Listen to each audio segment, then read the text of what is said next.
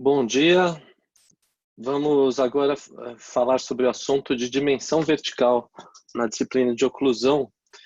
É, eu gostaria de contextualizar com a sequência que vocês já estão tendo nas aulas e que algumas dúvidas que vêm surgindo já possam ser dirimidas e, lógico, vão surgir outras que a gente possa ir discutindo ao longo aí com vocês todos, né? Então, vou começar aqui a apresentação.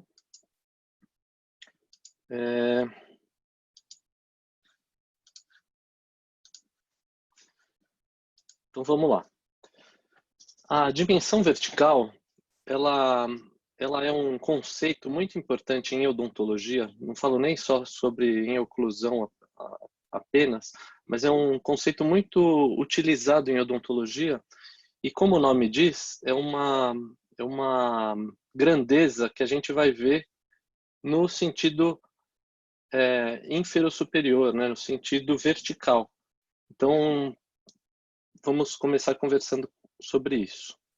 Esse aqui é um site que a gente utilizava assim bastante sobre temas, assuntos relacionados à oclusão. É um site não, uma página, né, do Facebook que era muito bacana. Eu não tenho alimentado muito essa página ultimamente, mas a gente vai retomar, talvez até com a monitora. A gente vai dar uma nova cara aí para essa página. Então, se vocês puderem acessar, é interessante. Vai ter outras iniciativas também de Instagram, outras redes, que os monitores vão tomar conta disso também. Então, seguindo a sequência, eu sei que no sistema remoto a gente não fez essa prática, né? A gente só viu de maneira conceitual, de maneira, como é que eu vou dizer assim, apenas de estudar nos livros, mas a gente não teve o contato dessa prática de manipulação da mandíbula para colocar nessa posição de RC. Até porque também o RC é um conceito assim difícil da gente entender, tem várias definições na literatura, né? As posições mandibulares, etc. Mas que é importante quando a gente fala do estudo da oclusão dessa maneira assim mais técnica, né? E por ter uma grande dificuldade, eu coloquei aqui uma brincadeirinha assim, que é uma imagem assim que a gente pode forçar a barra do paciente de uma forma assim que possa machucar, né? A gente já viu nas aulas também de anatomia, etc., que quando a gente busca empurrar a mandíbula, né, o conjunto assim do mento, toda a estrutura da mandíbula para trás e para cima, como é o que vem sendo apresentado nos livros, a gente tem resistência do paciente e a gente pode chegar numa posição que pode causar até dor no paciente, porque existem estruturas nessa região posterior à cabeça da mandíbula que são estruturas muito nobres e ricamente inervadas e vascularizadas, como vocês viram nas aulas de anatomia.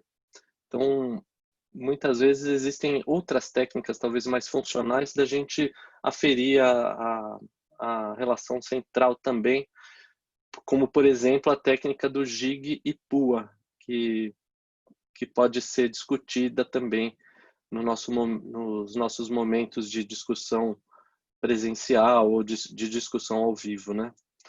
Mas vamos falar agora especificamente sobre esse tema aí, né? Dimensão vertical. Então, a gente sempre gosta de apresentar um tema novo assim, a partir da semântica da palavra, né? A palavra, o que é dimensão vertical, né? Então, se a gente for procurar no dicionário, né? Dimensão é uma grandeza, é uma grandeza que afere uma medida, né? Então, é uma extensão em qualquer sentido, tamanho, medida, comprimento, largura, altura. No caso da dimensão vertical, vai ser uma altura nesse eixo que a gente fala que é o eixo vertical. E aí, o que é vertical? Segundo o dicionário também. Que sai ou parte do vértice, que está colocado no vértice, que é perpendicular ao plano horizontal, né? Então, é um conceito muito claro, acho que para todos nós, assim, do que é vertical. E esse conceito é importante para a gente debater questões relativas à dimensão vertical propriamente dita. Essas relações maxilomandibulares, né, a gente tem que entender que a mandíbula é o único osso móvel pertencente ao crânio. Então, quando a gente fala assim da mandíbula em relação ao crânio, talvez seja uma redundância, porque se a mandíbula é um osso do crânio, a gente está falando uma coisa que pertence a si mesmo, né? Então, a relação maxilomandibular, ou melhor, vamos falar assim, da parte fixa do crânio, né? Com a parte móvel do crânio, a gente até divide, existe uma classificação anatômica que é uma linha que é traçada assim de uma forma mais oblíqua, que separa o neurocrânio, né, que é a parte onde está o encéfalo, etc., da parte do viscerocrânio, né, que seria a parte mais relacionada à face, né, olhos, nariz, boca, bochechas, né. Então, quando a gente fala assim dessas relações maxilomandibulares, a gente está querendo dizer a parte móvel do crânio em relação à parte fixa do crânio. Alguns autores também falam a base do crânio, né, em relação à mandíbula. Tanto é que existe uma crítica, e até está no nosso roteiro de estudos, ao termo de uma relação crânio-mandibular, porque por conta desse problema mesmo de definição. Não existe o crânio mandibular, uma vez que a mandíbula faz parte do crânio. Então, mais corretamente seria dizer uma relação desse osso móvel, que é a mandíbula, com a parte fixa do crânio, que é a base do crânio ou o neurocrânio. Então, quando a gente vai tratar de relações maxilomandibulares, a gente precisa retomar esse conceito anatômico de diferentes planos e eixos anatômicos. E para isso a gente também passa a entender diferentes posições e alguns movimentos que esse osso móvel realiza nas 3 dimensões que a gente conhece assim, no nosso universo, né? Em anatomia, se vocês pegarem qualquer livro básico de anatomia, uma das primeiras coisas que se aprende é o que é a posição mandibular. A posição anatômica da pessoa. Até para a gente descrever o que é superior, o que é inferior, o que é anterior, o que é posterior, o que é lateral, o que é medial, que se aproxima do plano sagital médio, né? Mas a gente precisa entender tanto a posição anatômica quanto o que são esses planos que a gente comenta. Então, quando a gente fala assim de eixos e planos, primeiro a gente tem que entender que uma coisa são os planos, que são como se fossem superfícies, né, de um papel assim, e que é infinito.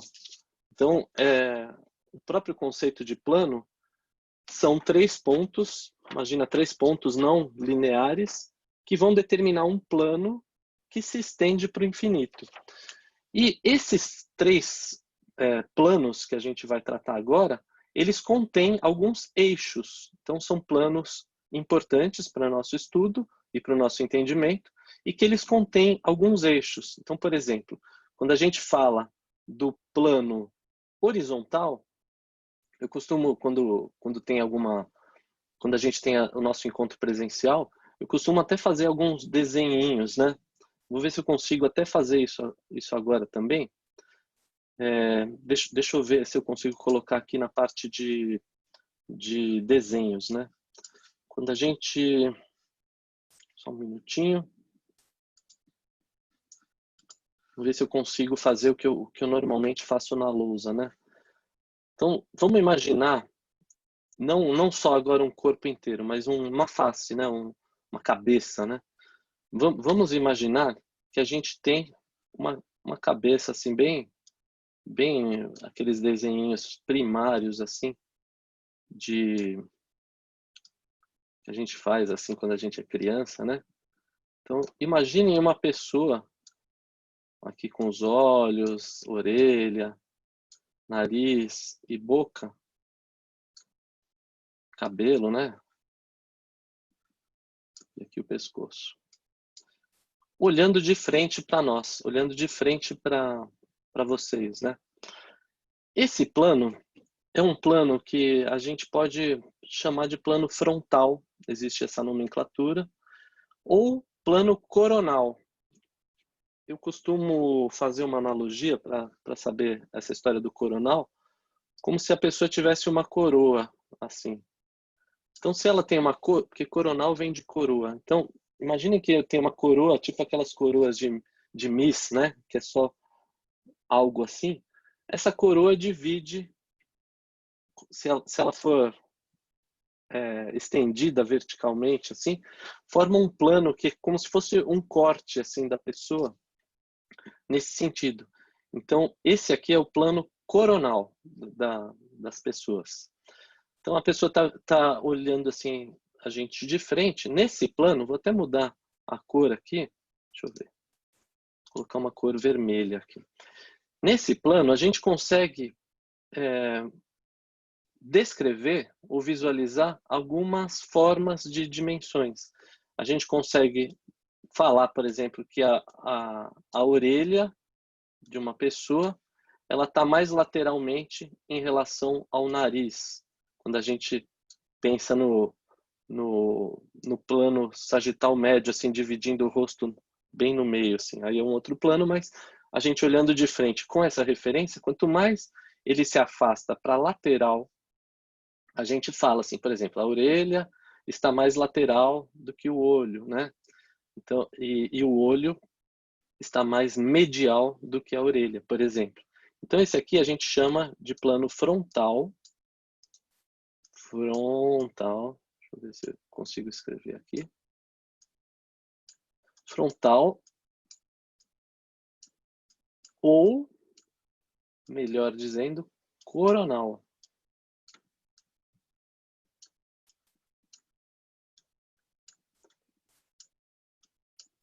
Vou até pegar alguma outra cor aqui. Então, a gente consegue ver medidas laterolaterais, né? Laterolaterais.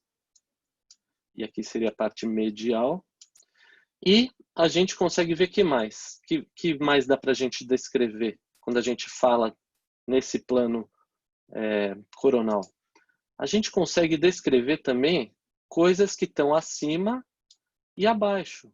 Então, ou seja, superiores e inferiores. A gente pode, por exemplo, falar que os olhos eles estão posicionados mais superiormente em relação à boca. Bem simplesinho assim falando. E vice-versa. Então a gente consegue, no plano frontal ou coronal, descrever alguns eixos. O eixo lateral e o eixo superior-inferior. Tá? Deixa eu ver se eu consigo apagar tudo. Agora, se a gente faz o mesmo desenho, quer dizer, a mesma cabeça, né? Só que com uma outra vista. Uma vista de lado, né? Que a gente está vendo a pessoa de perfil, assim. A gente tem a orelha aqui, temos aqui a boca, o queixo, né? O mento. Então, imaginem que aquela mesma pessoa se virou de perfil para nós. Esse plano, a gente pode chamar de plano lateral. Lateral. Mas um nome que a gente gosta de tratar e é talvez mais técnico é um plano sagital. E um outro conceito mnemônico que eu gosto de utilizar é imaginar que a pessoa está recebendo uma flechada de frente, assim, né? E flecha, em grego, significa sagita, né? Tanto é que tem o signo de Sagitário, né? Que é uma pessoa, um centauro lançando uma flecha. Então imagina que essa flecha veio assim no centro do rosto da pessoa e divide a pessoa em dois. Então é como se fosse um corte nesse sentido, assim, quando a gente observa de perfil. Então existe esse corte no meio e podem existir outros cortes dessa parte central para os lados, mas a visão é uma visão de perfil, é uma visão sagital, certo? Então, no plano sagital, o que a gente consegue mensurar também? A gente consegue mensurar novamente o que está acima e o que está abaixo. Então, a parte superior e a parte inferior. A gente consegue, da mesma maneira, descrever que o olho está superiormente em relação à boca, por exemplo. O que mais que a gente consegue ver aqui? Qual outra orientação que a gente consegue descrever anatomicamente? A antero-posterior. Então, aqui a gente sabe que está mais anteriormente e aqui mais posteriormente. Então, a gente consegue falar que, por exemplo, o nariz está mais anteriormente em relação à orelha, né? Então, de maneira técnica, a gente pode falar que o plano sagital ele contém os eixos antero-posterior e o eixo supero-inferior. Então, de uma maneira muito básica, assim. Qual que faltou? Imaginem agora que a gente tem o nosso mesmo personagem aqui, só que visto de cima, como se a gente fosse uma câmera fotográfica ou um helicóptero assim que está sobrevoando, que está acima da pessoa. Então nós temos, aqui estaria o cucuruto assim do nosso paciente, tal, né? Aqui a nuca, tal, e aqui o nariz, né? A gente consegue ver essa cabeça por cima. Esse eixo é um eixo horizontal, ou melhor dizendo, axial. Então, axial tem a ver com um machado. Então, imagina que para cortar uma árvore assim, um machado veio nesse sentido, assim, nesse sentido axial. Então, o machado é o axe, né? E ele corta nesse sentido. Ele faz um corte nesse sentido horizontal ou axial. Então, esse plano a gente chama de plano axial. Quais são os eixos que esse plano contém? A gente consegue falar sobre o eixo látero-lateral, novamente, ó. Dizer o que está mais lateral, o que está mais medial. Se a gente fizer de novo aquela relação. E que mais? O eixo antero-posterior. Então, o nariz fica à frente da nuca, né? Então, o eixo antero-posterior. Então, notem que interessante que cada plano contém dois eixos. Cada plano desses citados contém dois eixos e deixa sempre um de fora, né? Então, eu vou agora voltar lá para a nossa projeção.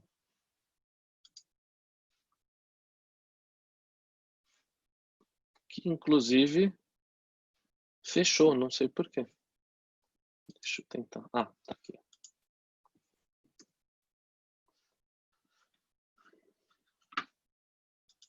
Problemas técnicos. Novamente, vamos falar aqui. Então, de novo, a nossa projeção lá falando desses planos. Então, ó, vejam agora os cortes e o que está escrito aí talvez fique mais fácil de entender. O eixo superior ou vertical, ele está em quais planos? No plano coronal e no plano sagital.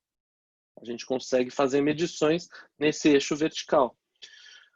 O eixo antero-posterior, a gente consegue medir quando a gente fala do plano sagital e do plano axial. A gente consegue descrever o que está à frente e o que está atrás.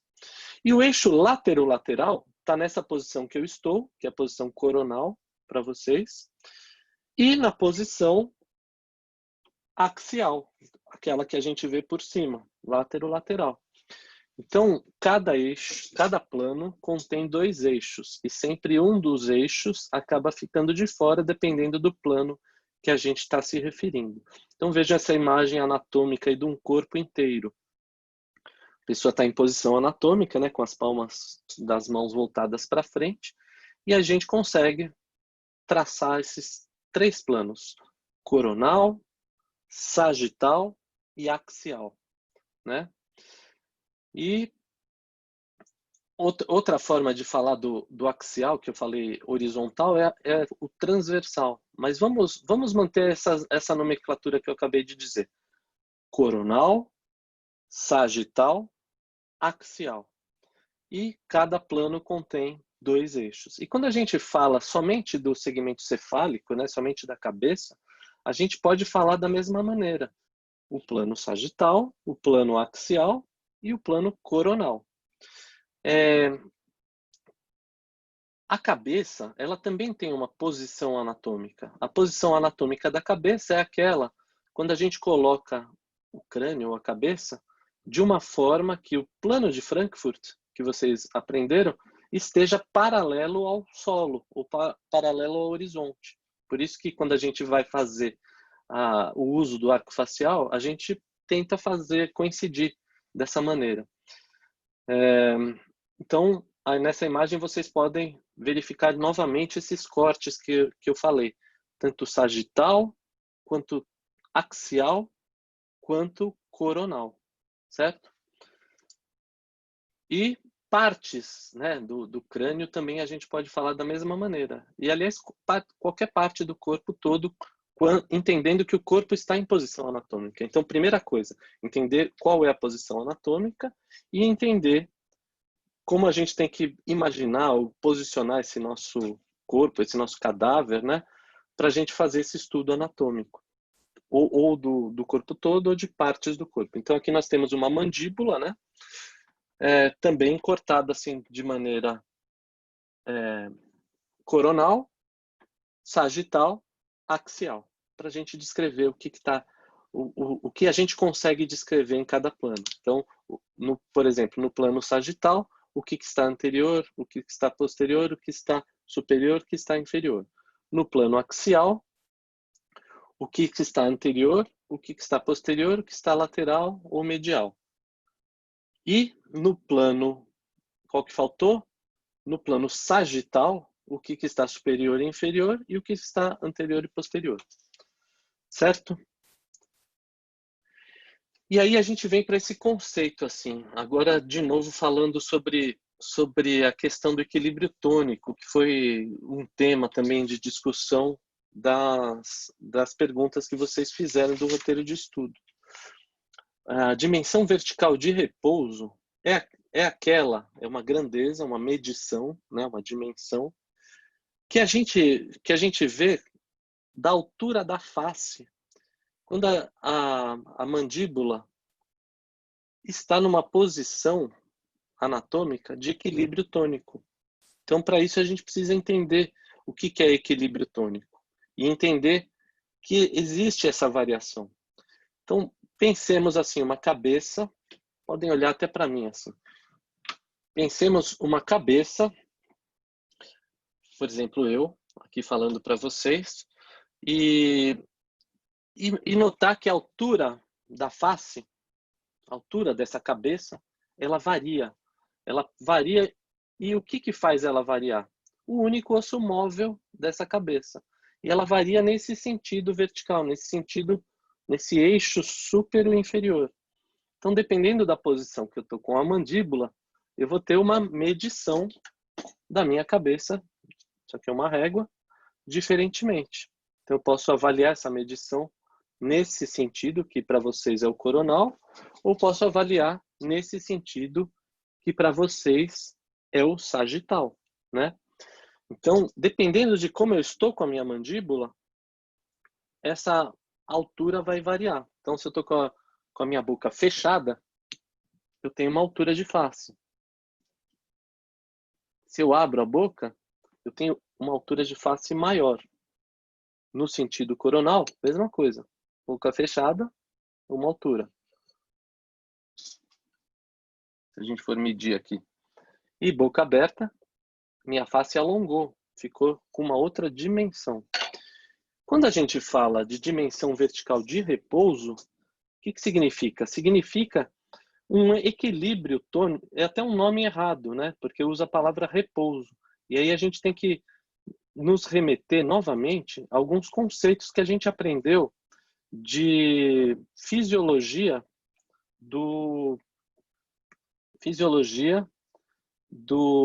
da contração muscular. Então, eu vou voltar aqui para a nossa projeção. Aí a gente tem que pensar novamente o que é repouso, né? Quando a gente pensa numa fibra muscular, então de novo aqui a reguinha. Imagina que essa régua é a extensão de uma fibra muscular. Ela pode estar contraída, ou seja, no seu menor comprimento, ou ela pode estar totalmente relaxada, no seu maior comprimento, ou seja, contração e repouso. Quando existe um equilíbrio entre contração e relaxamento, esse equilíbrio é um equilíbrio tônico, né? Então, quando a gente fala em dimensão vertical de repouso, seria um equilíbrio dessa nossa mandíbula do que em relação ao que? Sempre que a gente fala em equilíbrio, de um lado está puxando para cima, de outro lado está puxando para baixo. O que está puxando para baixo são os músculos que abaixam a mandíbula, né, que fazem a gente abrir a boca, e o peso, o próprio peso da mandíbula, ou seja, a força da gravidade, né? E o que faz a mandíbula subir são os músculos que erguem, que levantam a mandíbula. Então, basicamente, os masséteres, os temporais e os pterigóideos mediais. Quando essas fibras musculares que elevam a mandíbula se equilibram com as fibras musculares que abaixam a mandíbula, e também a força da gravidade, nós temos uma posição de equilíbrio tônico, como essa balança que está aí no slide, né? Então a gente tem a boca que não está totalmente relaxada, mas ela está num equilíbrio tônico. É como naquela posição que a gente fecha os lábios e por dentro a gente tem os dentes levemente entreabertos. A gente não está com os dentes fechados, né? Não estamos em máxima intercuspidação. A gente está com os dentes entreabertos. E com isso a gente tem um equilíbrio tônico entre os músculos elevadores da mandíbula, os abaixadores e a força da gravidade do próprio peso da mandíbula, né? Então vejam que se a gente falasse de relaxamento, talvez seria uma posição em que esses músculos, que o comprimento dos músculos estaria até maior. Então, o ideal, né, dessa dimensão, quando a gente vai medir a face, a gente viu que a face dá para medir em diferentes formas, conforme a gente está abrindo ou fechando a boca. Quando a gente está nessa situação de equilíbrio tônico, a face tem uma medida vertical. Então, essa medida vertical nessa situação chama-se de dimensão vertical de repouso, tendo essa ressalva de que, na verdade, é o equilíbrio tônico e não o repouso total, porque o repouso total seria o comprimento máximo do músculo. Por exemplo, se a gente pega um músculo elevador, como o masseter, por exemplo, na posição de equilíbrio tônico, ele não está totalmente relaxado, mas também não está contraído, ele está em equilíbrio tônico, com essas considerações que a gente falou. Então, vejam, quando a gente, se vocês fizerem esse tal do relaxamento, esse tal do equilíbrio tônico, e se a gente pegar um ponto na parte fixa do crânio, né, um ponto arbitrário nessa parte fixa do crânio, e um ponto na parte móvel do crânio, e for medir esse ponto, a gente vai ter a medição nesses pontos conhecidos numa situação de equilíbrio tônico. Então, a gente vai ter a dimensão vertical de repouso, como é descrito nos livros, com essa ressalva que a gente falou. Então, sempre um ponto precisa estar nessa região mais fixa, né? na parte fixa do crânio, e outra na parte móvel do crânio. E para a gente fazer essa medição projetada num eixo vertical, o que a gente faz? A gente tenta pegar pontos que estejam já na mesma linha. Porque se a gente pegar um ponto que está aqui e outro que está em outra linha, não no mesmo eixo, né? A gente vai ter que projetar isso no eixo vertical para ver qual a medida no eixo vertical. Ao passo que se a gente pegar pontos que já estejam mais ou menos no mesmo eixo, são esses pontos que estão aí no slide, o násium e o gnátio, a gente consegue ter essa medição já muito próximo ao eixo vertical. Senão a gente vai ter que projetar para esse eixo vertical. Lembram aqueles gráficos que a gente aprende em geometria? O gráfico cartesiano do eixo X, o eixo Y, tem que estar o mais próximo possível para ser projetado no eixo Y, que é o eixo vertical. Então, no caso aí dessa fotografia, foi pego um ponto na parte fixa, que é o nasio, que fica aqui nessa região, e o ponto, um pouco abaixo da glabela, né? E o ponto aqui no mento, que é o gnátio. E aí, esses pontos já estão mais ou menos na mesma linha, no mesmo eixo, com um erro de projeção assim no eixo vertical muito pequeno, e nessa posição de equilíbrio tônico, que a mandíbula está com os dentes entreabertos e também não está com a boca aberta. Está numa posição assim. Se a gente fosse pensar que posição é essa, no sentido anteroposterior, é muito próxima da posição de relação central. Entendendo que algumas pessoas têm aquela coincidência da relação central com MIH. Então, na verdade, é um pouco entreaberto, assim. Talvez essa coincidência não exista tanto quando a gente fala de dimensão vertical, porque a gente precisa desse espaçozinho e a gente já vai entender por que esse espaço de dentes entreabertos é importante para a função, para que ocorra a liberdade de função, né? Depois a gente vai falar sobre esse conceito. Então, o importante agora é entender assim que a dimensão vertical de repouso é aquela medida no eixo vertical projetado no eixo Y, e para isso a gente escolhe pontos que estejam bem próximos do mesmo eixo, um ponto na parte fixa e um ponto na parte móvel da mandíbula, que é o que vai causar essa variação. Então, isso é a dimensão vertical de repouso. Então, notem os dentes entreabertos. E notem também que nessa posição de equilíbrio tônico, a gente está tratando dessa questão vertical. Agora, a gente não está falando mais de RC, que talvez seja um conceito mais anteroposterior. A gente está falando agora só de coisas verticais. Em que plano está essa imagem em relação ao que a gente falou anteriormente? É o plano sagital. Então, esse crânio aí, esse desenho esquemático, está sendo visto de lado, está no plano sagital. Então, o plano sagital contém o eixo superior inferior e a gente consegue fazer essa medição porque a gente está no plano correto que dá para fazer essa medição. Nessa posição de equilíbrio tônico, dentes entreabertos. Então, tudo a gente precisa entender onde a gente quer chegar. Se a gente não tem essa noção, a gente acaba se perdendo. Isso aqui é um slide que eu sempre mostro da Alice, né? Que até ficou muito famoso aí, foi citado em algumas novelas, tem naquelas mensagens que a gente às vezes recebe de WhatsApp e tal, que fala isso, que é muito importante saber onde a gente quer ir, porque senão tudo importa, a gente fica confuso e não entende o caminho que a gente quer chegar. Então, quem não sabe o que procura, não entende o que encontra. Isso talvez seja mais importante do que a busca em si, né? Saber onde eu quero chegar, buscar o meu caminho. Aqui tem algumas questões conceituais que a gente vai deixar de lado, que acho que essas perguntas estão no roteiro de estudo, mas que vale para uma reflexão posterior.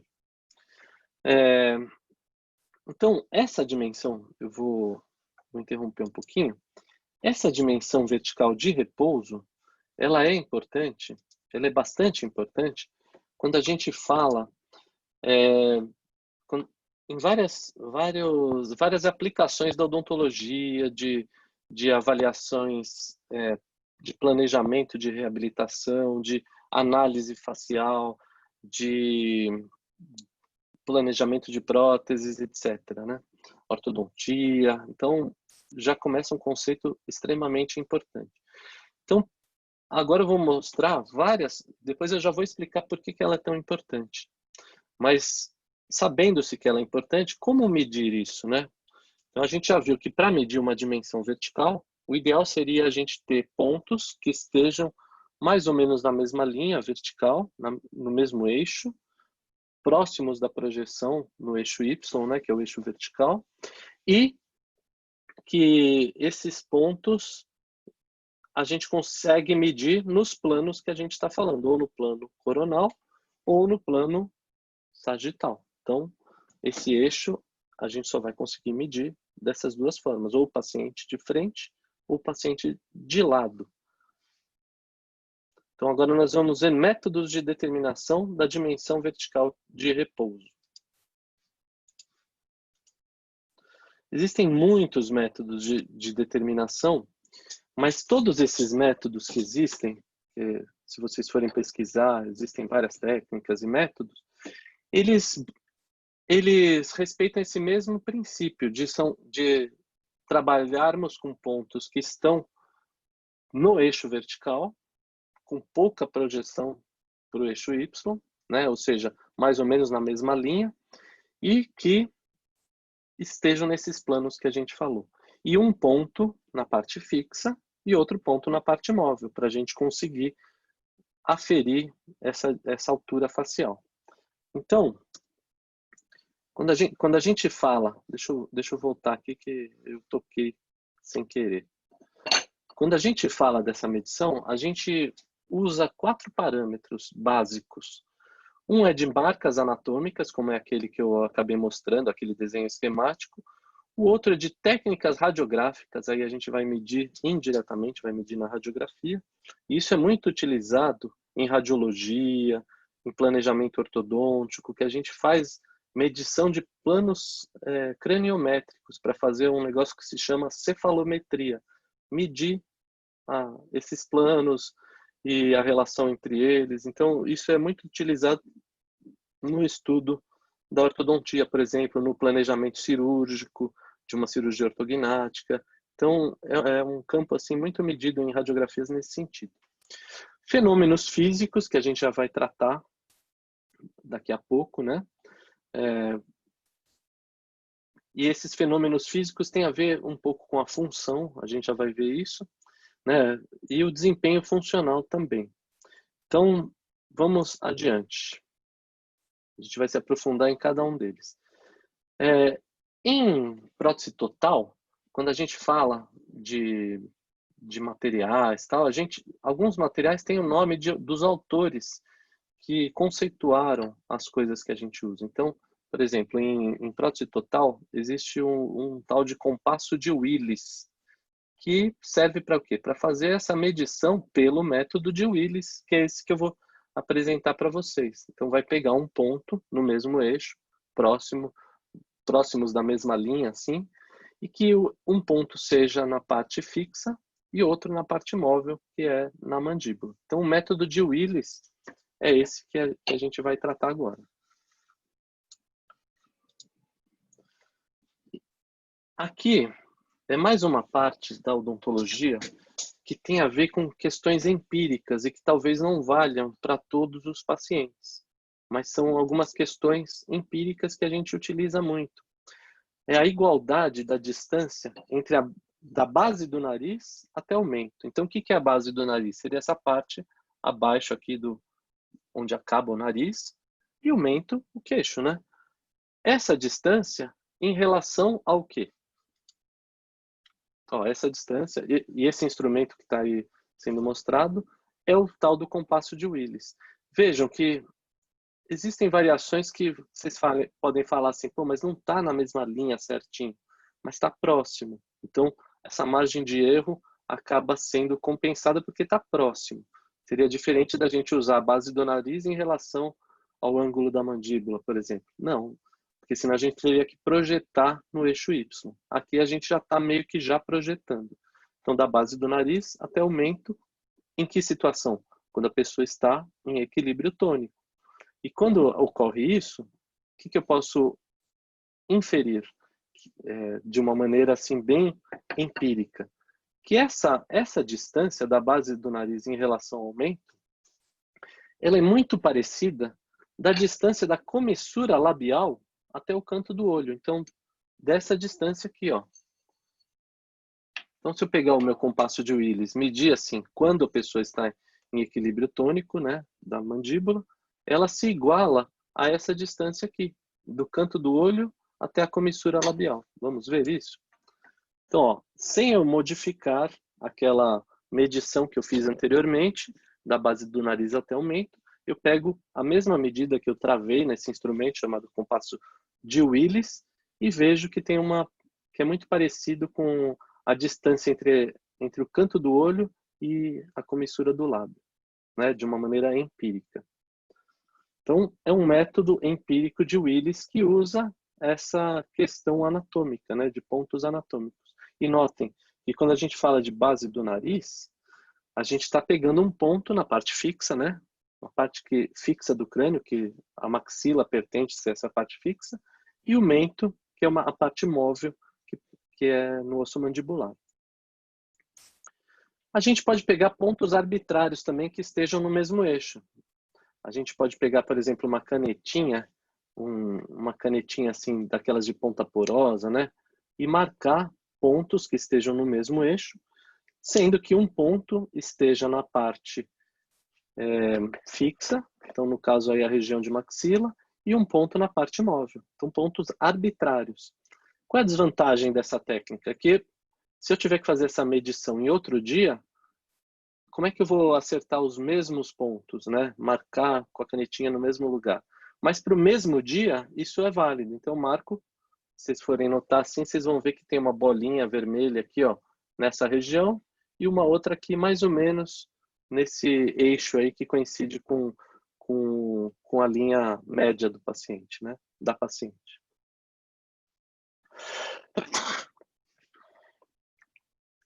Então, eu faço essa medição, só faltou dizer isso.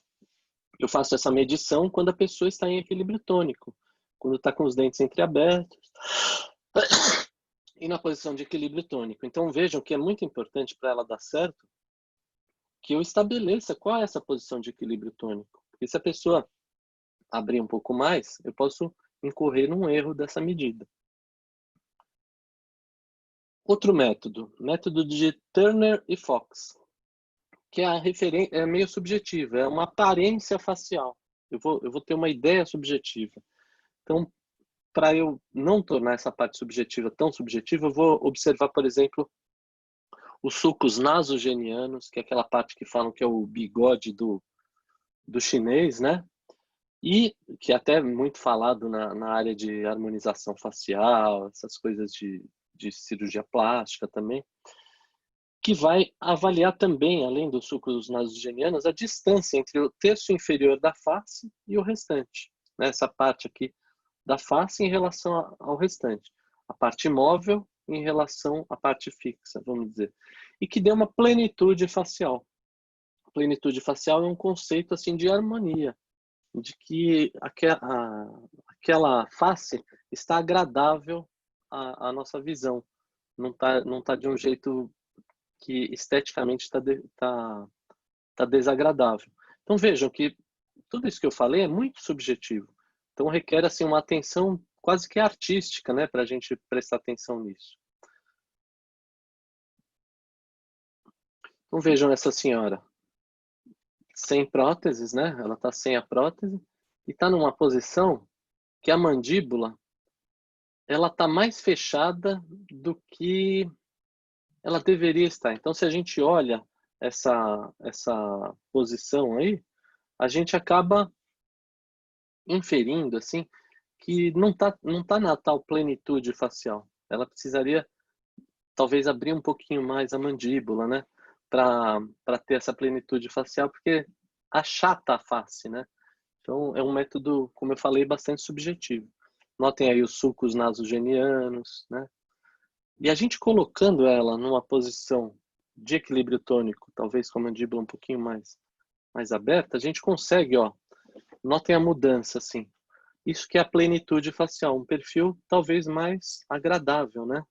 Então, isso, quando chega nesse perfil agradável, é aí que a gente vai fazer a medição da altura facial nessa posição.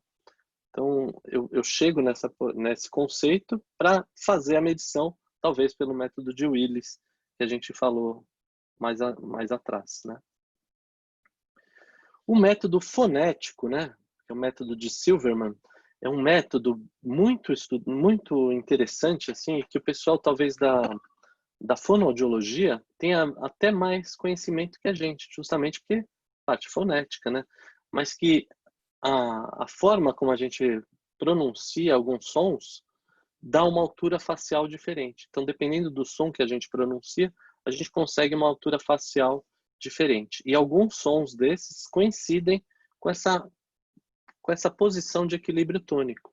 Então, por exemplo, os sons sibilantes, né? Vai dar essa posição que a gente tem a altura facial em posição de dimensão vertical de repouso. Então, por exemplo, a letra S, né? Quando a gente fala Mississippi 66, para sair o ar entre os dentes, a gente que tem dentes, né? Para sair o ar entre os dentes, a gente não pode estar com os dentes encostados. Então, tentem aí falar 66, Mississippi. Os dentes eles estão praticamente encostados, mas não se encostam para pronunciar esses sons. E na hora que a pessoa pronuncia esse som, Mississippi, é a hora que a gente tem a altura facial que a gente quer medir e podemos medir também pelo método de Willis, por exemplo. A pronúncia da letra M, mamãe,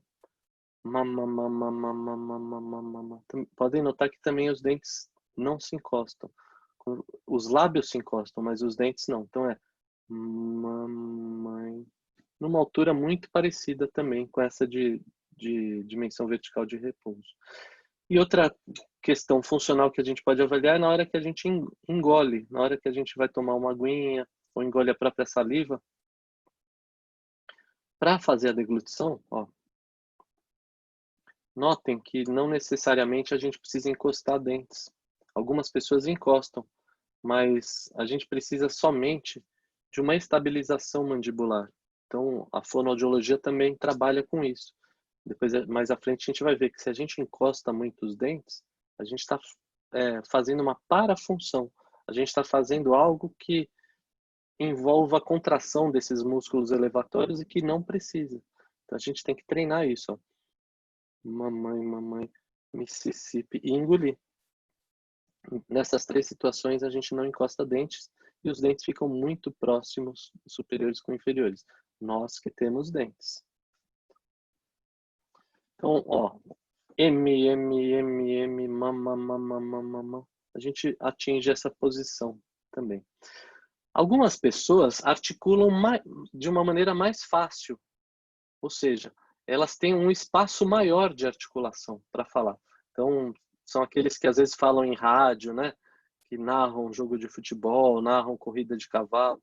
Eles conseguem falar de uma maneira mais articulada.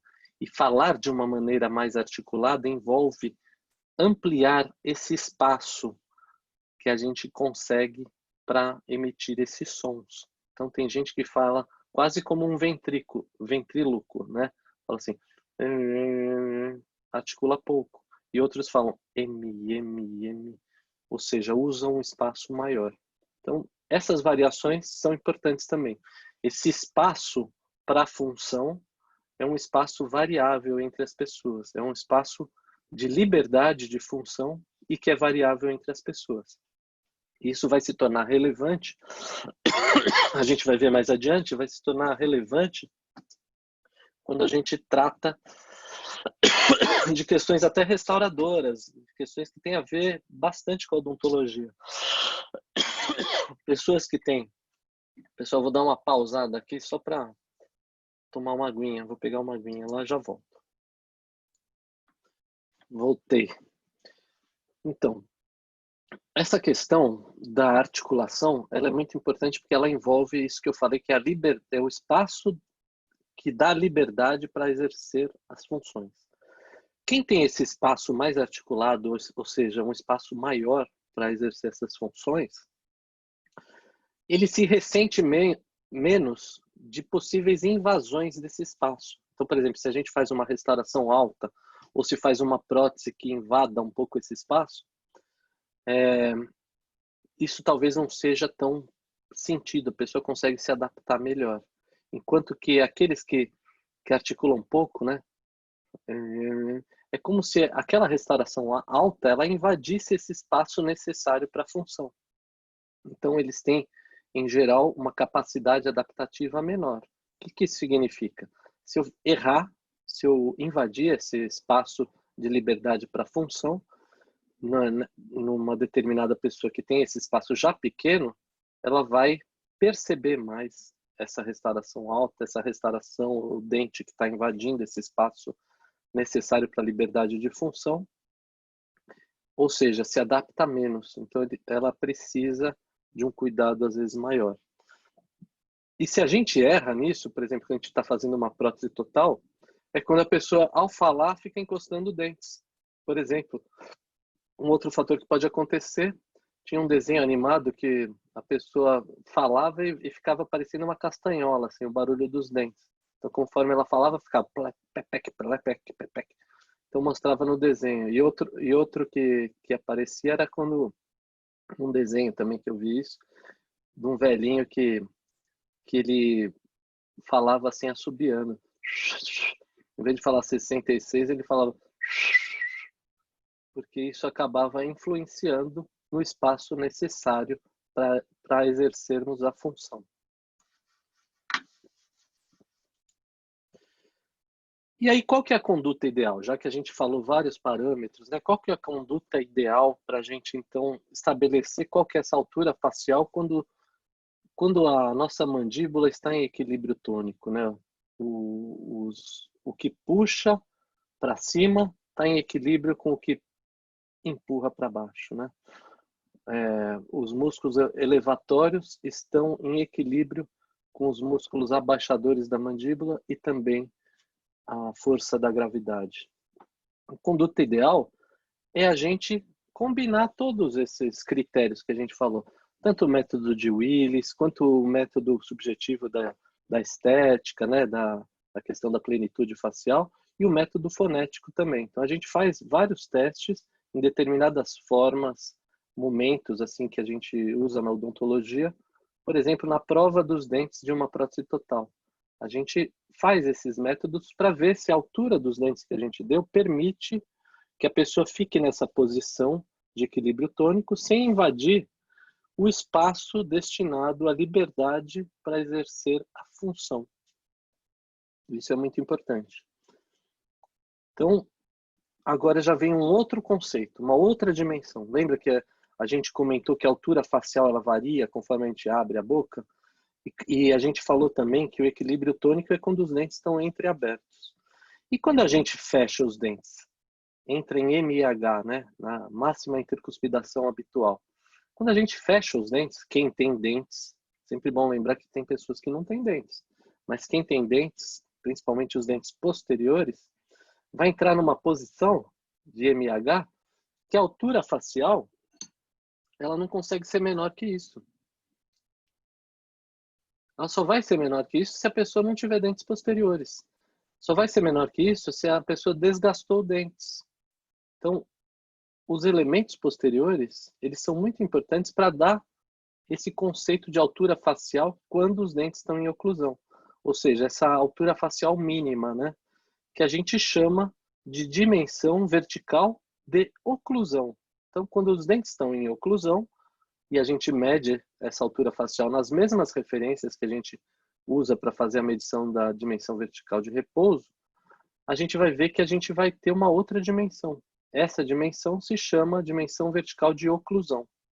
Tá? Então vejam aí no esquema, duas imagens, né, como se fosse a mesma pessoa, assim, uma de frente para a outra. Uma está com os dentes entreabertos, em equilíbrio tônico, né, a mandíbula em equilíbrio tônico, e a outra está com os dentes em oclusão. Está com essa altura limitada pelo encostamento, vamos dizer assim, ou pelo toque dentário posterior. E aí a gente vai ver que se a gente fizer essas medições, a gente vai ter uma medição para a dimensão vertical de oclusão e outra para a dimensão vertical de repouso. E aí, olhando essa imagem, ou pensando em vocês mesmos, eu falei que quando a gente fecha e não consegue mais fechar porque os dentes estão limitando, né? A gente tem uma altura facial que talvez seja a mínima, a não ser que a gente perca dentes posteriores ou desgaste esses dentes posteriores. Essa distância vai ser... Aí é uma pergunta que eu faço para vocês. Essa distância vai ser maior ou menor do que a distância quando a gente está com a mandíbula em equilíbrio tônico? Olhem aí a imagem e a gente não tem interação ao vivo, mas olhem aí a imagem e me respondam mentalmente aí qual dimensão que é menor. É a de oclusão ou a de repouso? Tempo para resposta, né? A gente vai ver que a dimensão menor vai ser a de oclusão, que é aquela menor, né? É quando aí a gente não está mais em repouso, a gente está em contração muscular, ou seja, os músculos que elevam a mandíbula estão ganhando da força da gravidade e ganhando dos músculos abaixadores da mandíbula. Então a gente tem uma dimensão menor. E notem que existe uma diferença, né? Existe uma diferença entre a dimensão vertical de oclusão e a dimensão vertical de repouso. E essa diferença vai ser justamente aquele espaço que eu falei, que é o espaço necessário para que ocorra uma liberdade de execução das funções. Que funções são essas? É o falar, é o deglutir, é o mastigar, inclusive, né?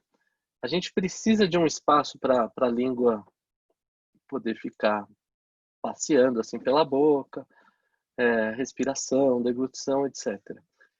Então, esse espaço que confere liberdade para exercer essas funções é chamado de espaço funcional livre. Então, a gente pode fazer o seguinte. Deixa eu só me acertar aqui novamente. A gente pode fazer o seguinte, só para ficar bem entendido isso. A gente pode fazer uma equação assim. O espaço funcional livre vai ser o quê? Vai ser a diferença do maior em relação ao menor. O que é maior? A dimensão vertical de... O que é maior? De repouso. Depois voltem naquele slide e confiram isso. Menos o menor, que vai ser a dimensão vertical de oclusão. Ou seja, eu posso expressar essa mesma equação assim, dizendo o seguinte, que a dimensão vertical de oclusão é igual à dimensão vertical de repouso menos o espaço que eu preciso para a liberdade de função, o espaço funcional livre. Então, essa conta vocês vão usar bastante assim para a gente determinar algumas questões. Por exemplo, se a gente consegue medir a dimensão vertical de repouso com aqueles métodos e a gente não depende de que dentes se encostem, o que eu vou saber sempre é essa aqui, a dimensão vertical de repouso. E para eu chegar na dimensão vertical de oclusão, eu vou estimar o quanto que eu preciso de liberdade para exercer funções. E aí eu consigo calcular o quanto que eu tenho que chegar na dimensão vertical de oclusão, o quanto eu tenho que diminuir da dimensão vertical de repouso que eu medi para chegar na dimensão vertical de oclusão, que é o que me interessa em termos reabilitadores, em termos de avaliação de algumas questões da odontologia. Beleza? Voltando para lá.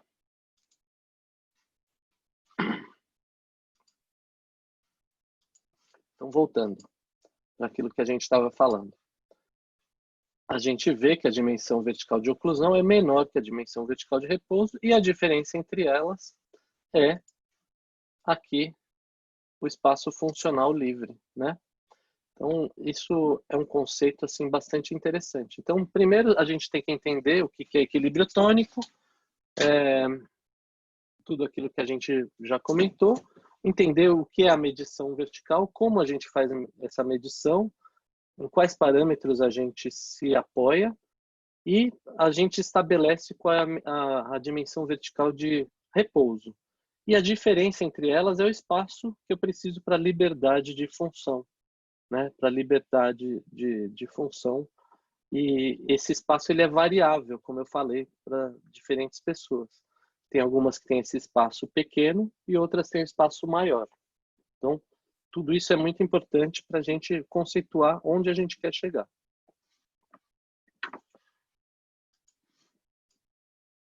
Então, vejam, aqui são 3 tipos de relação, aqui no caso, antero-posterior.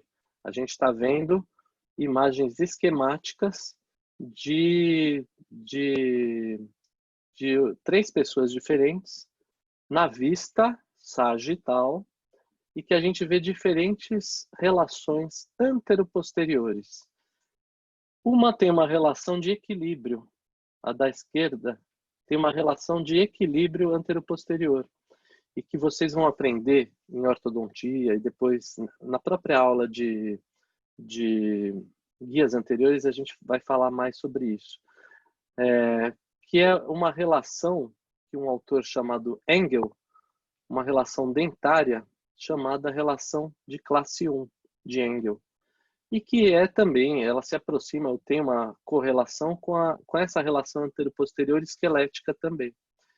Então, a pessoa que tem esse equilíbrio entre a maxila e a mandíbula nessa relação anteroposterior, esse autor dizia que se chamava classe 1. Aquela pessoa que tem ou a mandíbula para trás ou a maxila para frente, ou seja, tem uma discrepância, sendo que a maxila está à frente da mandíbula, além da posição que seria o equilíbrio, esse autor classifica essa pessoa como classe 2. De maneira muito simplória essa explicação. E a pessoa que, ao contrário, ou tem a maxila hipodesenvolvida, ela está lá para trás, ou ela tem a mandíbula super desenvolvida, né? A mandíbula está lá para frente, ou seja, um desequilíbrio anteroposterior, que a mandíbula fica à frente da maxila. Tem uma relação de classe 3. Então, a gente divide assim de maneira anteroposterior, né, nessa vista sagital, a pessoa em equilíbrio, a pessoa com o avanço da maxila em relação à mandíbula e a pessoa com o avanço da mandíbula em relação à maxila. Desequilíbrio essas duas últimas. A gente vai notar que, por exemplo, a pessoa que tem um equilíbrio tem um valor médio. Tem um valor médio, assim, dessa discrepância entre a dimensão vertical de repouso e a dimensão vertical de oclusão. Aquela que tem a mandíbula hipodesenvolvida lá para trás e a maxila lá para frente, posição de desequilíbrio, vai ter esse espaço para exercer as funções maior, ou seja, ela vai ter maior dificuldade, vai proporcionar um espaço maior e se a gente identifica que esqueleticamente essa pessoa tem esse padrão, a gente tem que colocar um valor talvez maior para esse espaço funcional livre. E, ao contrário, aquelas que têm a mandíbula à frente da maxila, elas acabam tendo um espaço para a função muito menor, para a função mastigatória, para a deglutição, etc. Muito menor. Então, a gente vai trabalhar com valores abaixo desse valor médio. Então, esse espaço funcional livre, ele pode variar, sim, de 0 até 10 milímetros, né? E na posição de equilíbrio, a gente usa esse valor de 3,3, às vezes alguns autores usam 2, 2,5. Isso vocês vão aprender na disciplina de prótese total, na hora da gente pensar como é que a gente vai montar os dentes. Por quê? Porque o raciocínio é o seguinte, a pessoa não tem dente nenhum. Imagina, ela é edentada. Eu preciso saber qual a altura que eu vou dar para aquela relação dos dentes que eu vou colocar onde ela não tem dentes. Para eu saber isso, o primeiro passo é eu saber qual a altura facial dela em equilíbrio tônico, ou seja, a dimensão vertical de repouso. A partir disso, eu subtraio o valor desse espaço necessário para a função, o espaço funcional livre, o espaço de liberdade para a função, e eu chego na altura que eu preciso que os dentes se encostam, ou seja, eu chego na minha dimensão vertical de oclusão, certo? Então, é uma maneira que se encontrou de fazer essas reabilitações, respeitando o espaço funcional livre. Existe uma fase na prótese total que é a fase de prova de dentes. Nessa fase de prova de dentes, o que a gente vai fazer? A gente vai fazer a avaliação pelo método de Willis, a gente vai fazer avaliações funcionais, avaliação da plenitude facial, avaliação fonética. Então, a gente vai conferir se aquela altura que a gente atribuiu à pessoa corresponde àquilo que dê liberdade para ela exercer suas funções. se os sons vão sair direitinho, se ela consegue deglutir, se ela consegue falar, se ela consegue ter aquela plenitude facial, etc. Então, com isso, a gente vê essa relação da dimensão vertical de repouso, que é o que a gente consegue medir, em relação àquilo que a gente quer obter, respeitando o espaço funcional livre. Deixa eu ver se eu consigo tirar isso aqui que eu rabisquei aí. Pronto. Então, a dimensão vertical de oclusão, como já dito, é a altura facial mantida pelos dentes, em especial os dentes posteriores, quando estão ocluídos. Quando a gente desgasta esses dentes posteriores ou perde esses dentes posteriores, a tendência é fechar mais a mandíbula, porque não tem mais aquele stop, né? Aquela barreira que limita o fechamento da mandíbula. Então, quem não tem dente acaba levando o queixo mais para cima, aproxima o queixo do nariz e fica com aquele perfil senil, né? Que até alguns palhaços eu lembro no programa do Ratinho, tinha um personagem lá que ele pegava o lábio e punha por cima do nariz, assim, para fazer graça. Mas é uma deficiência. A gente está vendo, assim, uma questão de uma pessoa mutilada que está fazendo graça com aquela mutilação. Ela perdeu o rebordo alveolar, a mandíbula está fazendo um movimento além do que ele deveria fazer, porque não tem a contenção posterior, né? Essa nomenclatura a gente vai utilizar também. Não ter a contenção posterior influencia nessa dimensão vertical de oclusão, porque aí não tem oclusão, diminui a altura facial da pessoa também. Fica com aquele perfil senil. E aí vem essa pergunta. Então, a dimensão vertical de oclusão pode variar em relação ao que eu acabei de dizer? A resposta é sim, né? Se a gente perde essa contenção posterior, a gente vai diminuir ainda mais a dimensão vertical de oclusão. E aí fica uma discrepância até maior, né, entre o repouso e a não oclusão, né? A gente acaba tendo uma discrepância maior. Então, ela reduz por ausência de contatos posteriores, por desgastes dentários desses dentes posteriores, restaurações que não têm a altura que elas deveriam ter. Então, eu comentei que a restauração ela não pode ser alta, né? Não pode invadir o espaço funcional livre. Mas se ela for baixa, ela também vai acabar interferindo nessa altura facial, nessa contenção posterior e na dimensão vertical de oclusão. Então, vejam, por exemplo, esse caso aí. É o que a gente estava falando. A pessoa perdeu a contenção posterior e, com isso, a mandíbula fecha mais. Com isso, aquele trespasse vertical, né, que a gente observa nos dentes anteriores, ele acaba ficando maior, né? É como se os dentes inferiores quase tocassem no céu da boca. Tem alguns pacientes que até tocam no céu da boca, até machuca o céu da boca. Imagina, a borda incisal inferior acaba entrando mais a ponto de tocar quase lá no céu da boca, aumentando esse trespasse vertical, por falta de contenção posterior, por falta de dar esse senso de altura facial pela presença dos dentes, em especial os dentes posteriores. Então, ó, os dentes superiores acabam cobrindo quase que na totalidade os inferiores.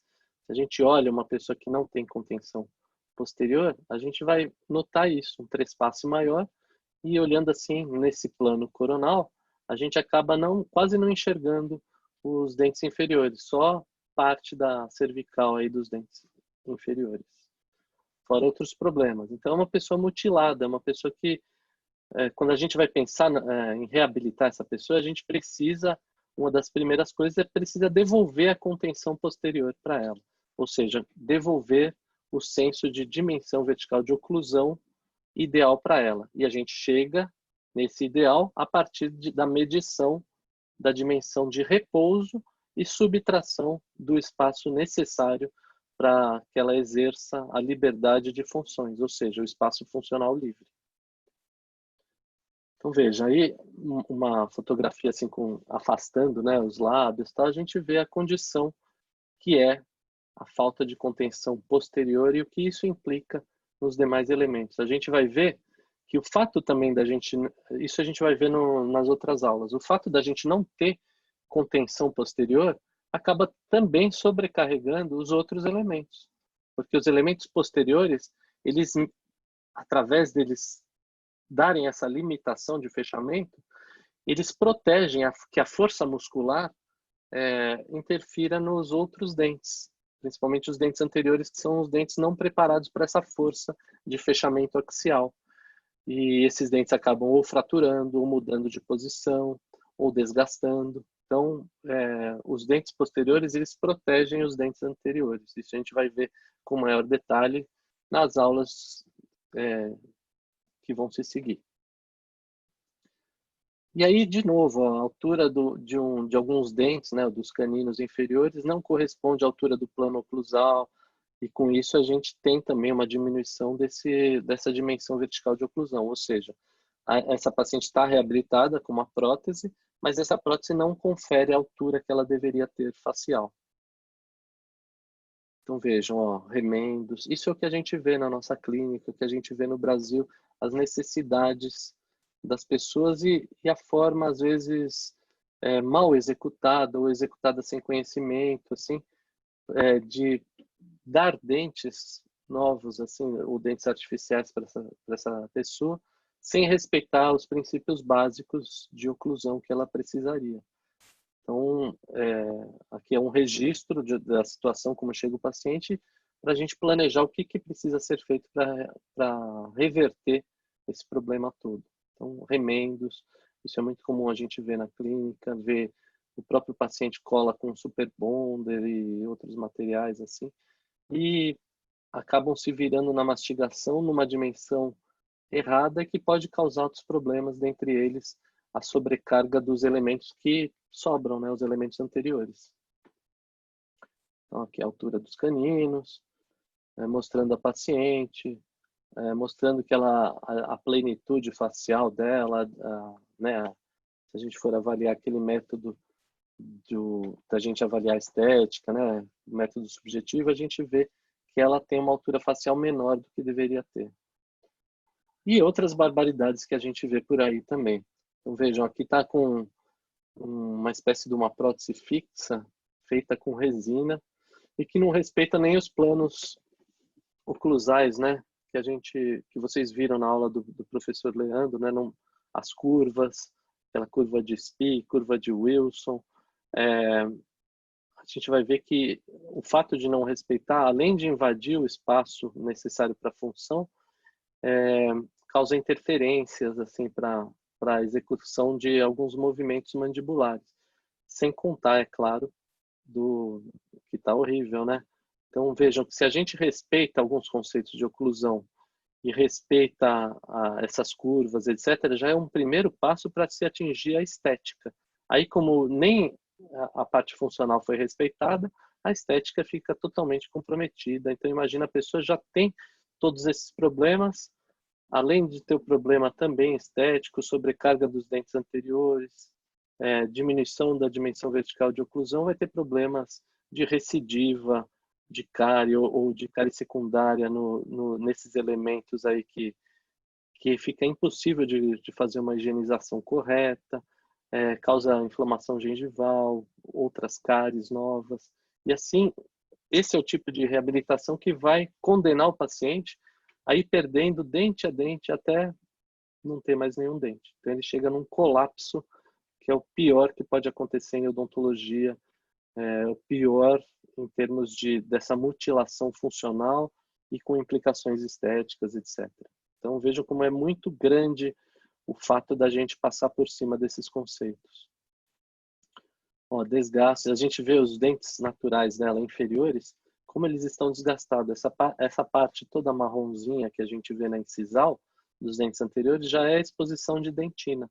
Então, esses incisivos inferiores já não estão na altura também correta, porque por ela não ter uma contenção posterior adequada, com a DVO adequada, acaba sobrecarregando os dentes anteriores. Então, o fato de não ter a contenção posterior promove, ao longo do tempo e ao longo de tanta pessoa exercer ou a própria função mastigatória ou para funções, ou a fratura, ou o desgaste, ou esse dente acaba indo para uma posição que não deveria ser a original, e a gente tem um colapso de tudo isso. Então, são esses os pacientes que a gente tem que reverter toda essa questão, essa problemática que ele se apresenta quando ele está com a gente. Então, falta de escultura, falta de espaço para higienização, espaços abertos para ocorrer problemas nesses elementos pilares que suportam, inclusive, esse tipo de solução que foi feita aí, vai condenar a pessoa a perder mais elementos, né? Então, tudo começou com a diminuição da dimensão vertical de oclusão lá atrás. Olha os desgastes, né? Agora, observando aí o arco inferior.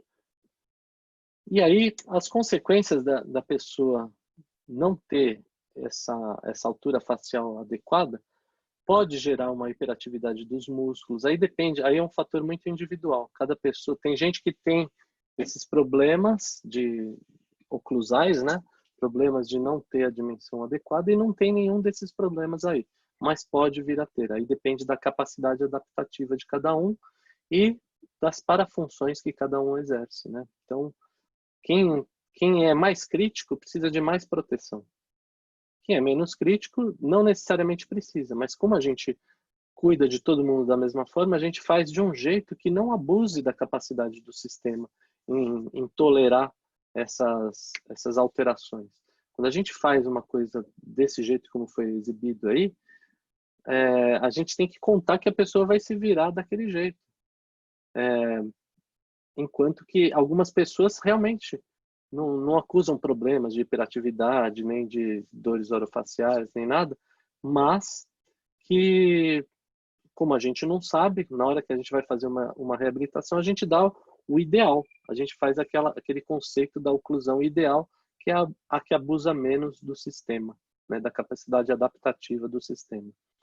Então, pode acontecer a hiperatividade dos músculos, algumas disfunções, né, não de uma maneira primária, mas secundária, dificuldade de fonação, isso a gente falou, né, que acaba alterando o espaço de liberdade para função.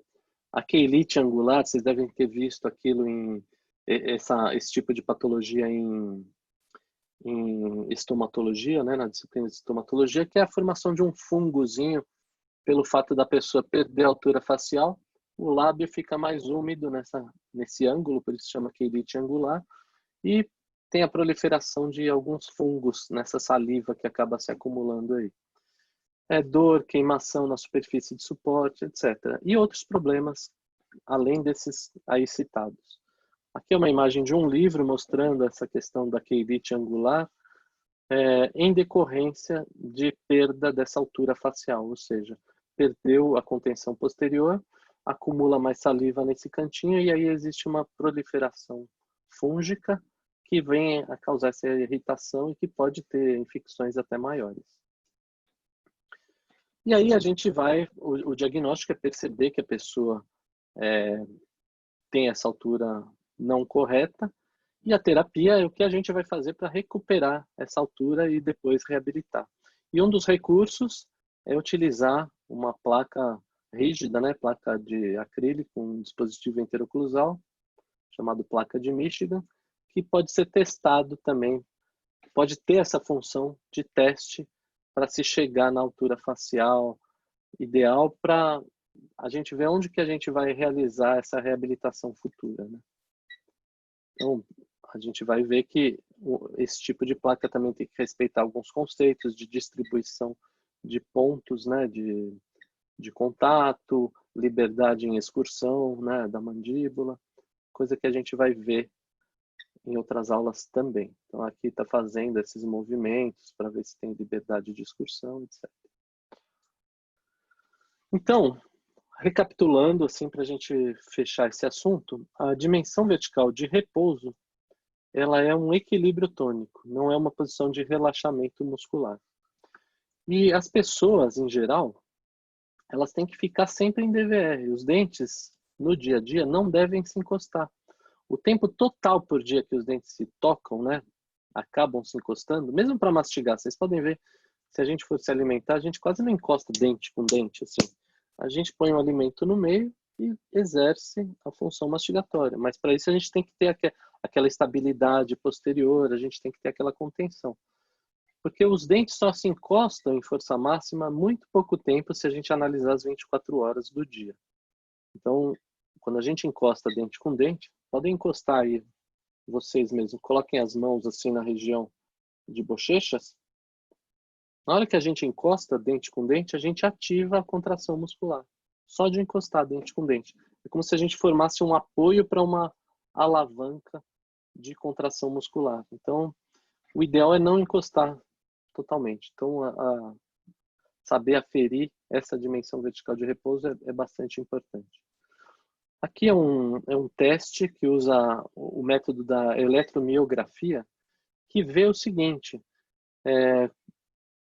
como eu falei, se o fato de encostar dentes é como se fosse um interruptor que vai ativar a contração desses músculos de elevação da mandíbula, o próprio paciente acaba aprendendo que se ele encostar muito, ele vai ativar muito esses músculos. Esses músculos podem entrar em fadiga também, e causar dores, causar futuras disfunções também. Então, a gente orienta os pacientes para sempre ficarem... isso aqui eu simulei um post-it, né? Escrito assim, com esses mantras, né? Como se fosse um post-it, assim. Que a gente vai escrever, assim, os dentes, os lábios têm que estar encostados, respiração pelo nariz. Por dentro, os dentes entreabertos, a língua na papila e o rosto relaxado. Ou seja, a gente tem que estar em DVR sempre. Aí, essas imagens aí de baixo é uma senhora que a gente colocou, que eu digo assim, quem colocou, né? Os eletrodos nessa região desse músculo, né? Masseter. E ela ficou olhando o que acontecia na atividade desses músculos. E ela mesma percebeu que quando ela fechava a boca, o gráfico aumentava.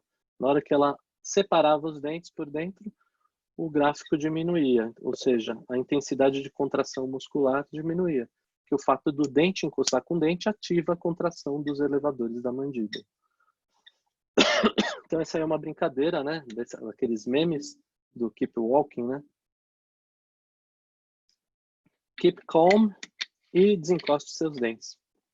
Quem faz essas brincadeiras é um colega, professor também de oclusão, chamado Roberto Garagnani, e ele tem 1000 dessas brincadeiras no Instagram dele. Ele tem um Instagram chamado OcluPro. OcluPro. Então, se vocês quiserem procurar, vocês vão ver várias brincadeirinhas dessas. E é um cara que sabe muito oclusão e que, nesse método moderno assim, de redes sociais, ele usa essas redes sociais para passar o conhecimento de uma maneira leve e até lúdica, engraçada. Então, vale a pena, vocês que gostam desse mundo aí do mundo instagrânico, vale a pena seguir ele. O professor Roberto Garagnani, o Instagram dele se chama OcluPro. Depois fala que eu que indiquei. Esse aí é o professor Marcelo Gomes, que não sei se já deu aula para você, se não deu vai dar em PPR, vai dar em implantodontia. Ele fez esse teste. E o professor Marcelo Gomes, ele tem um rosto bem forte, assim, ele tem os masseteres super desenvolvidos. Foi colocado esse eletrodo nele, e a avaliação da eletromiografia, e projetada a função do que ele estava fazendo numa tela. E aí ele mesmo se observou. Vamos ver o que acontece. Ó, conforme ele apertava, encostava dente com dente, conforme ele encostava dente com dente, esse gráfico subia. Ó, nesse momento, o gráfico ele está no máximo. Ele está fazendo uma força máxima. Olha como o gráfico fica branquinho lá em cima. E aí a gente ia pedindo, morde só de um lado, morde do outro, desencosta. E na hora que ele desencostava, essa atividade muscular, ela baixava. Então, bem interessante. Um teste que foi feito com um professor de vocês aqui da faculdade. Então, é bem isso, assim, o mantra é esse. Lábios encostados, dentes entreabertos, língua na papila e rosto relaxado. Existem alguns aplicativos para celular que lembram isso. Por exemplo, em DTM a gente usa muito isso para lembrar o paciente de não ficar em atividade muscular prolongada além da funcionalmente necessária, ou seja, não estar em parafunção. E às vezes, como isso é um ato involuntário, a pessoa esquece. Então esse é um aplicativo gratuito que tem tanto na App Store e tem também naquele sistema Android, se chama Desencoste Seus Dentes, que você coloca assim a frequência que você quer ser lembrado disso para que você fique em DVR e não em DVO, para não ampliar a atividade muscular também. Isso aí, eu tirei fotografia desse doce, é um doce que tem lá em Campos do Jordão, deve ter em outros lugares também, mas eu vi em Campos do Jordão, que é um doce, imitando aí uma caveirinha, né, um crânio, como a gente falou bastante, e que usa chocolate escuro, né, chocolate preto e chocolate branco, simulando aí os dentes, os olhos, tal. E eu quando vi esse doce, eu sou professor de oclusão, né, eu tive que chamar o confeiteiro lá e falar assim, olha, legal que vocês fizeram isso, mas do jeito que vocês montaram esses dentes aí, está invadindo o espaço funcional livre, né? Então, tá uma DVO aí exagerada que precisa diminuir para o espaço funcional livre estar mais adequado, né? Então, na verdade, isso é uma brincadeira que eu coloquei aí para a gente retomar esse conceito. E com isso a gente encerra esse tema de dimensão vertical. Deixa eu ver se tem mais alguma coisa. Não, a gente encerra aqui. Esse é o meu e-mail. E o que eu digo para vocês é que vocês tenham feito anotações, vocês retornem o vídeo nos pontos que ficaram não tão claros. Espero que vocês, a partir disso e do material que a gente disponibiliza para estudo, do livro, etc., vocês consigam fazer as atividades, consigam responder o roteiro de estudo e que a gente está sempre à disposição para esclarecimento de dúvidas, etc. Então, eu agradeço a atenção de vocês e vou gravando as outras aulas e a gente vai interagindo. Muito obrigado, beijo em todos e todas, né? E até a próxima aí. Tchau. Muito obrigado.